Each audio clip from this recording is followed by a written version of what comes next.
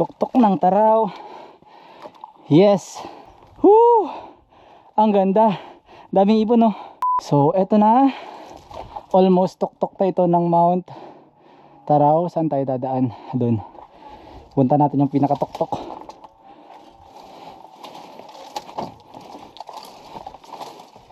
Okay. Malapit na tayo. So, pinakatuktok.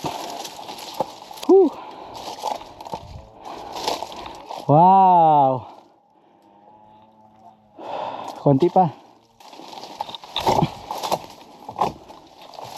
Malapit na tayo. So naiwan na sila dun sa baba, or malapit dun sa pinuntahan natin kanina na unang deck. Ako na lang mag-isa yung didiretso dito. So dito na tayo sa tuktok ng Taraw. Matulis yung mga bato. Yan na. Almost there na. Total, nandito na rin tayo. Lubos-lubosin na natin. Whew. Ito na. Tuktok ng Taraw. Yes. Yes. Wow. Thank you, Lord, for this beautiful creation. Whew. Ang ganda. Daming ibon, no? Hi guys, nandito na tayo sa tuktok ng Mount Taraw sa Patnongon, Antique, and ang bundok na ito ay matarawis or sharp, kaya siya Taraw syempre. Tingnan nyo, punong-puno siya ng mga sharp na mga bato. And ganito yung view. Makikita ninyo yung bayan ng Sibalom dyan. Dito naman yung San Remigio.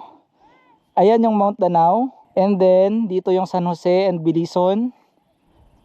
Ayan naman yung Patnongon. And ito yung other side ng Mount Taraw. I think hindi tayo makakaakyat dyan kasi umikot tayo, doon tayo dumaan. Galing tayo doon, umakyat dito, bumaba. Then sa gilid lang. And then umakyat doon sa taas noon, papunta rito. So ayan yung other side. Ayan yung mga nagtataasang bundok ng Antique. And bandang Iloilo, yung mga sa dulo na bundok.